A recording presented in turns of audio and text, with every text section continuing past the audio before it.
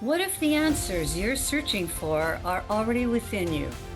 Here at Richer Within, we believe they are, and we're here to help you discover them. I'm Kathryn, joined by Dynamo Dr. Pat. Together, we blend science and spirituality to guide you in reconnecting with your inner wisdom and unique magnificence. Tune in for inspiring stories and practical strategies to boost clarity, embrace your worth, and spark meaningful change. Ready to unlock your inner wealth? Start your transformation now.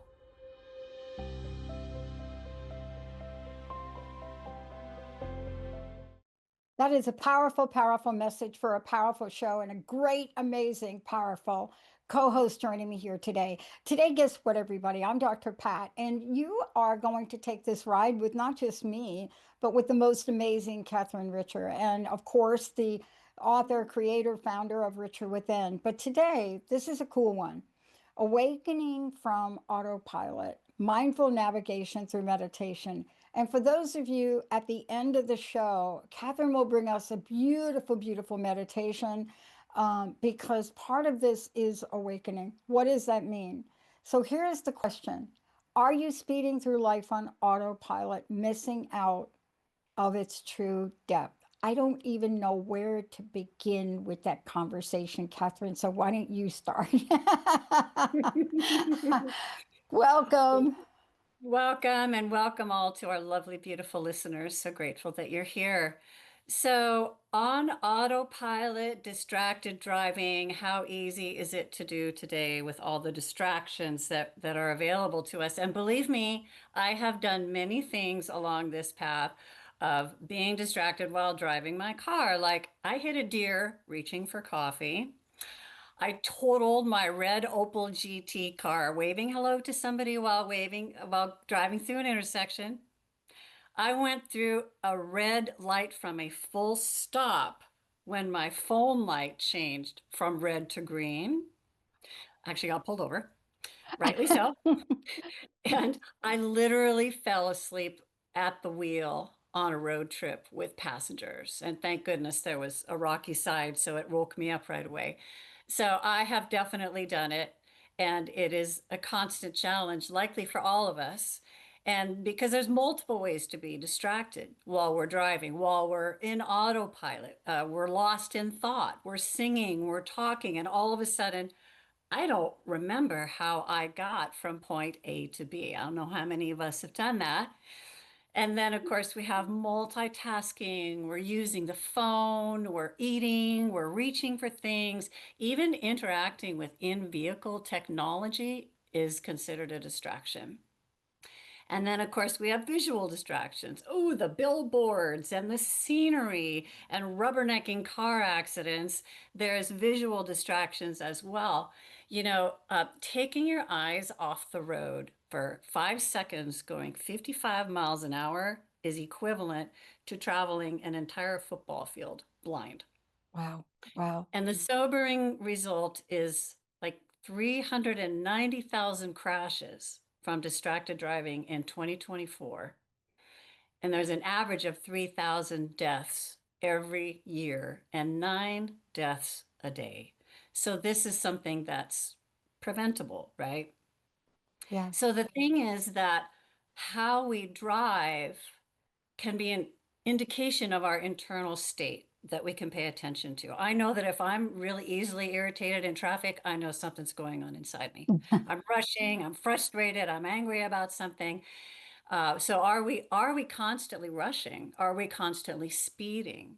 Are we distracted? Are we irritated by others?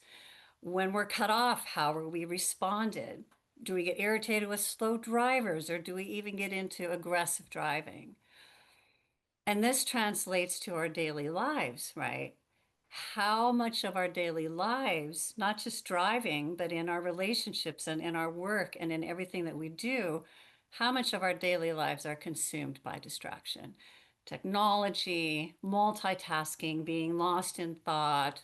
We're not paying attention to our signs by our inner direction, our inner navigator, as I like to say, the inner wealth of wisdom.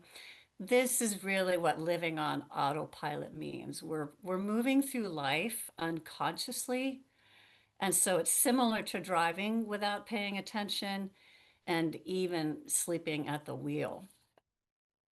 Yeah, at this time of year especially, because I was joking to somebody the other day because in my neighborhood we've already put up the holiday stuff here, like in the house. And so this weekend, my neighbors started to put things outside, so I just started to put holiday things outside. And this time of year, there are so many it's eye candy, Yeah, and you're so right about it. You know, it doesn't take much. But we're talking about this because aren't we talking about this because of how important it is to keep our eye on the target? absolutely. Absolutely. And when you think about the results of being on autopilot or looking at the eye candy, do we take a detour unexpectedly? Do we miss an exit? Is there a loss of relationships or even opportunities or health because we're not consciously awake during our everyday lives? Again, I have done this plenty too. This is not judgment. This is simply something to really pay attention to, right? I have had red flags in relationships that I did not pay attention to. I have not been fully present to others. I have ignored inner guidance. I even sold my very favorite car, which was my first car, which I dearly loved. I grew up in a hot rod family. My dad and my three brothers were really into cars, and I was too. And I was enchanted by Dodge Chargers. So my dad got me one for my 16th birthday, 1966 Dodge Charger. And, I actually found the exact model and color that you're going to see here in the pictures in a small town last summer. And I was so thrilled. And also reminded me that, yeah, I did not follow my inner knowing on that because I did not want to sell that car, but it broke down a lot, kind of. And my dad fixed it every time. And every time he had to, he got more and more angry. And I just didn't want to deal with that anger anymore. When smoke started coming through the dashboard, I'm like, I'm done. I got to sell this. So I did. And long after selling it, I realized that car was symbolic of my adolescent search for ecstasy and for happiness and for being seen and for belonging outside of myself. And now I know that these things are all inside my car, Mm, inside of me.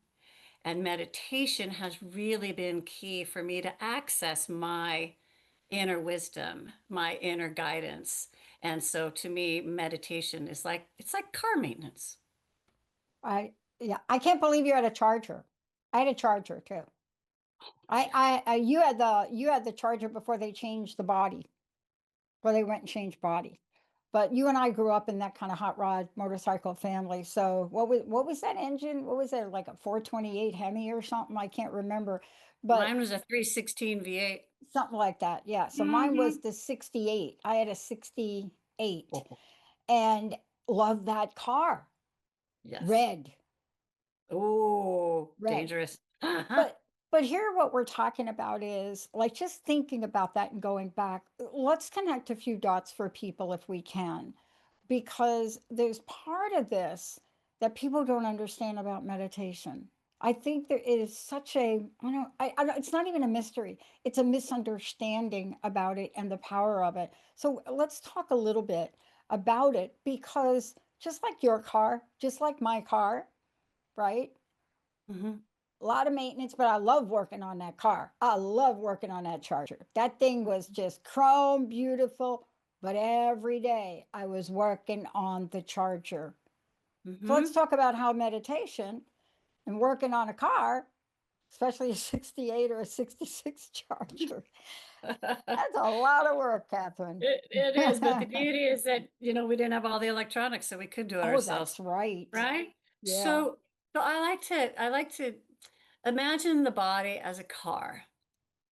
And like maybe it's our favorite cars from the past. Maybe it's your dream car.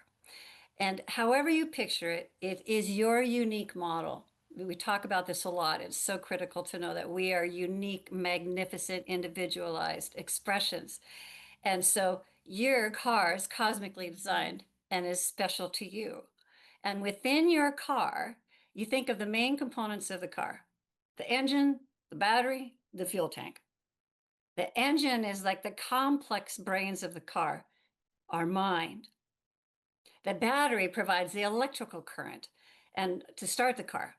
So I like to think of this as our heart, which has much more electrical current than the brain.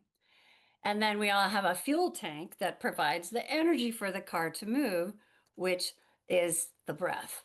Mm, And so we are embodied.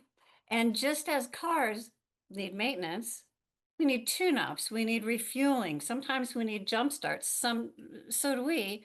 And as you also know, if you ignore the maintenance, you could have a really big breakdown. yeah.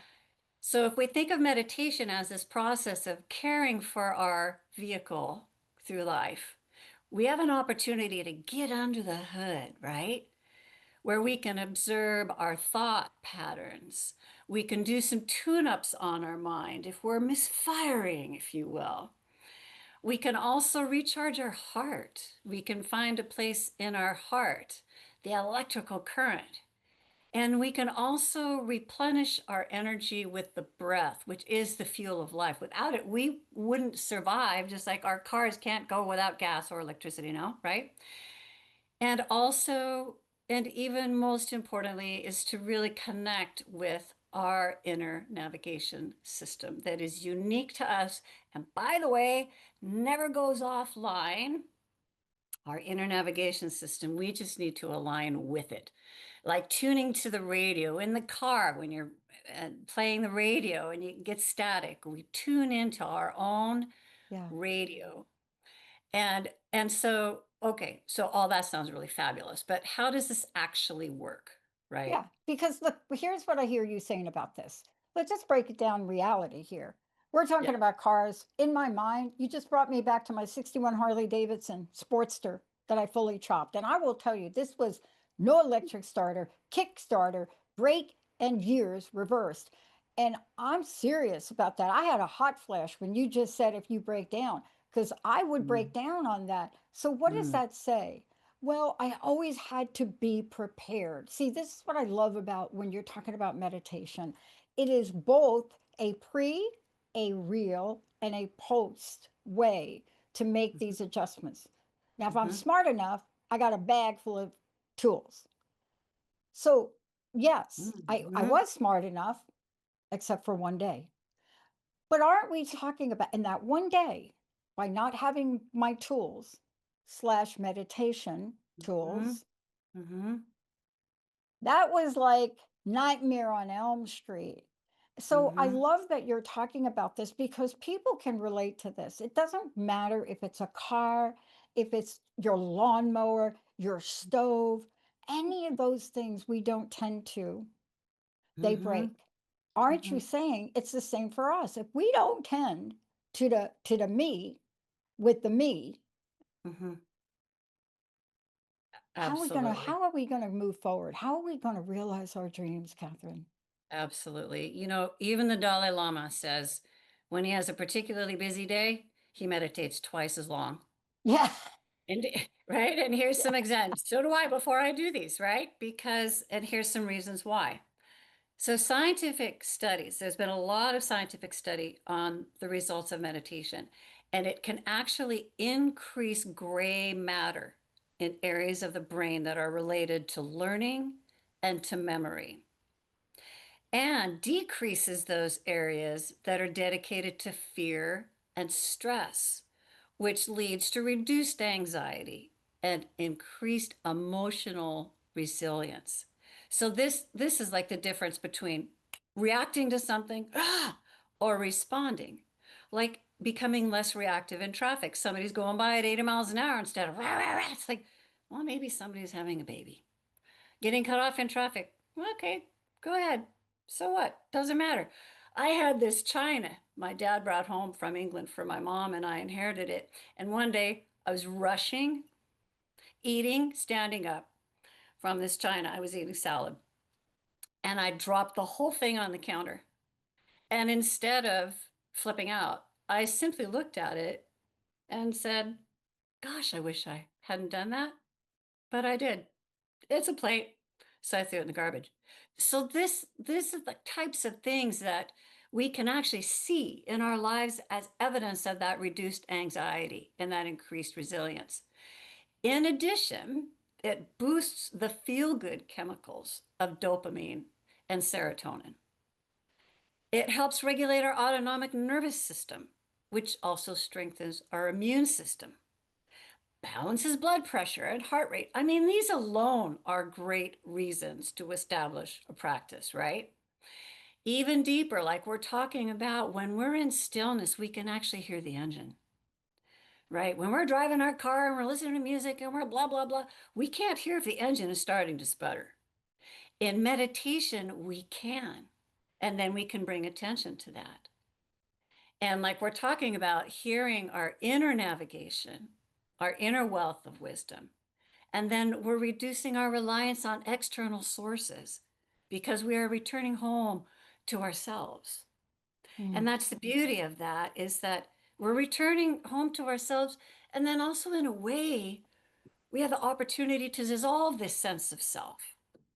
It's this feeling of no space and time. And that is an incredibly rich time when we can awaken to our unique magnificence. mm. So I want to ask you a question because I commented on something like this last week. So often we don't understand the power of meditation. For example, for me, what happens is I get information. Now, Yes. it's not like I get go do the laundry, that I get from a different mantra, but we get information. We get, wow, why didn't you think of do this? This happened to me this weekend. And I happen to be an early riser, so that's my time, Mhm. right? And we get this information. So that's not enough though. You see, it's great to have information your spark plugs are Mhm. dirty, Mhm. but then it takes another step or two to know what to do, to have the courage to do it, and then Mhm. trust. Trust. How does meditation help us with all that? The meditation helps us in that because we are accessing an inner reservoir of support where we feel into these places Hmm.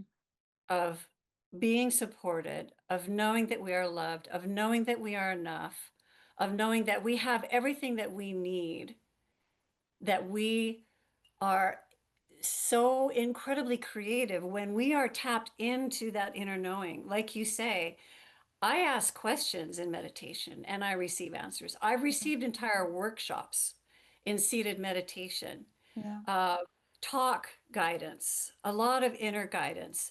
And so when you say we trust, we learn to trust that inner place rather than reaching outside of ourselves for approval, for, I mean, information is great. And at the same time, we overwhelm ourselves with that. What about our inner formation? It is about our inner formation.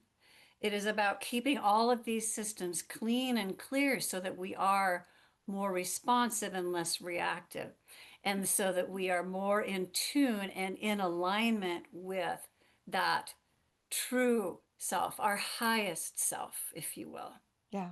Now you're going to walk people through meditation here. You're going to actually walk them through it right now. And for many people, we used to believe this is a one size fits all, but there are different forms of meditation, like there are Mhm. different forms of other things.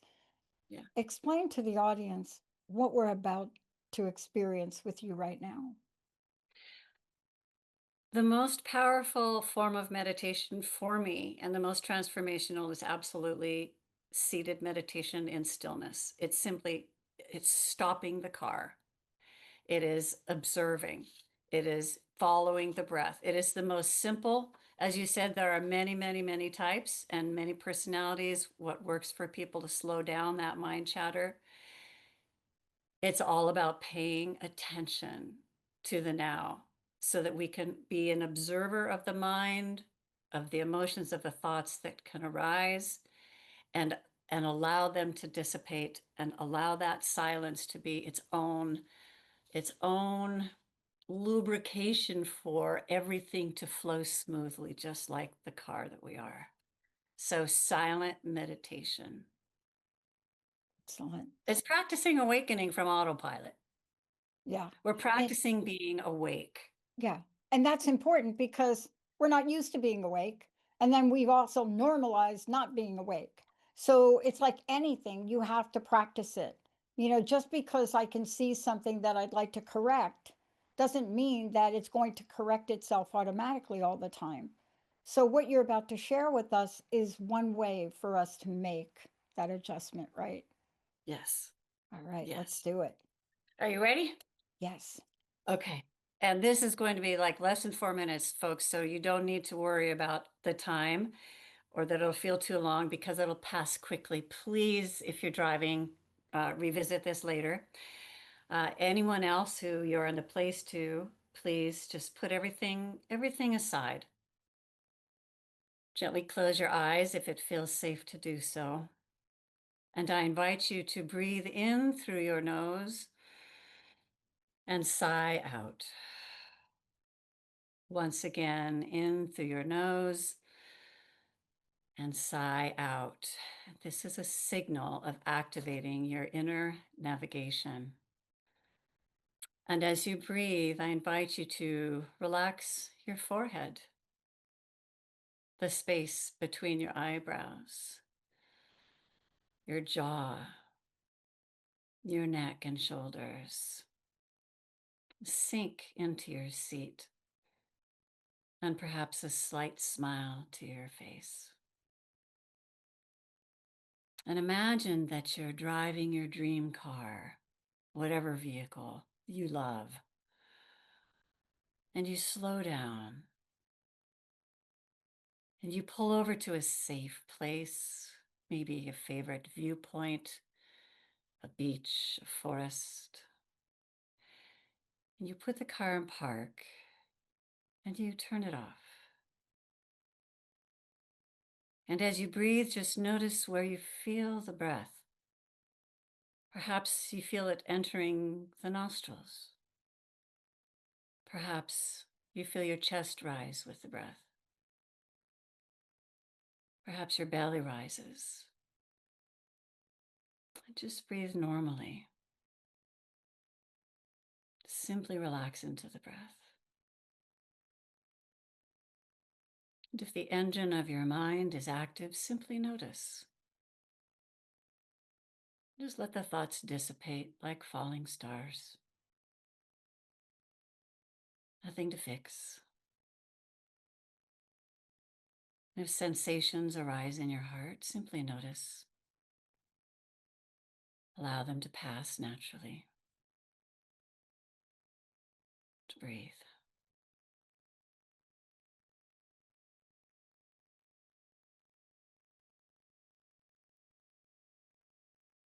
If the mind wanders, simply return your attention to the breath.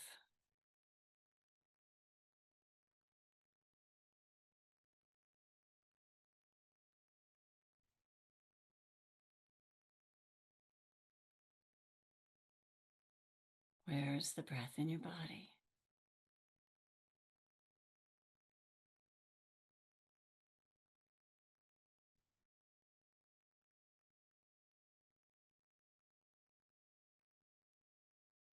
Steer your attention to the breath.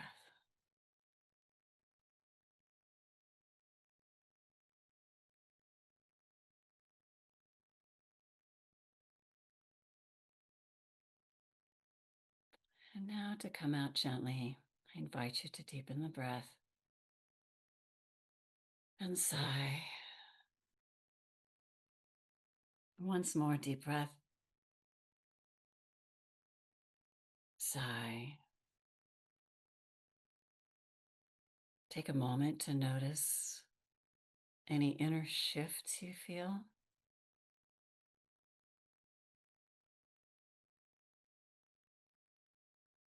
Very gently, flutter your eyes and open them to the light.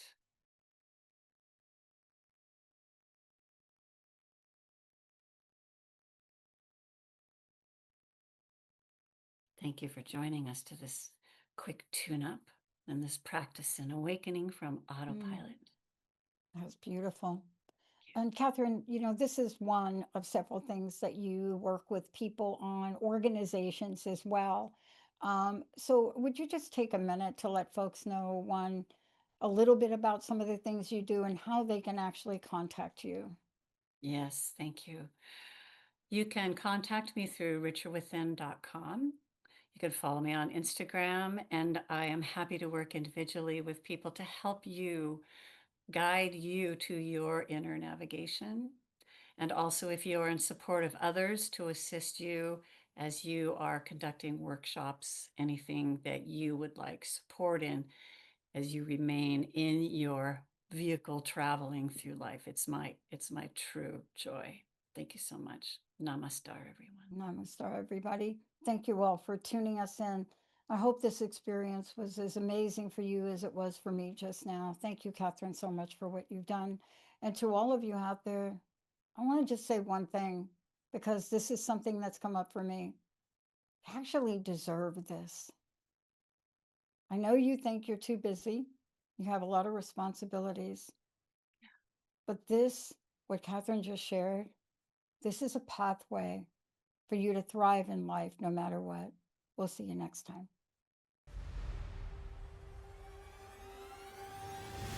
Thank you for investing in yourself by listening to Richer Within with me, Kathryn, and Dr. Pat. Continue this journey with us every third Monday at 11 a.m. Pacific on Transformation Talk Radio. Feeling inspired? Visit richerwithin.com to explore one-on-one sessions, speaking engagements, and supportive services with me. Together, let's co-create a world that uplifts everyone through deeper living and conscious presence. Until next time, and always, align with your inner wealth of wisdom. Wow.